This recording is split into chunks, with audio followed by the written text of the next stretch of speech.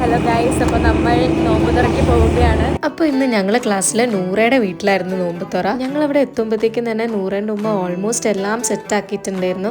അങ്ങനെ എല്ലാവരും കൂടെ ഒരുമിച്ച് ഉത്സാഹിച്ചൊരു പണിയൊക്കെ എടുക്കായിരുന്നു.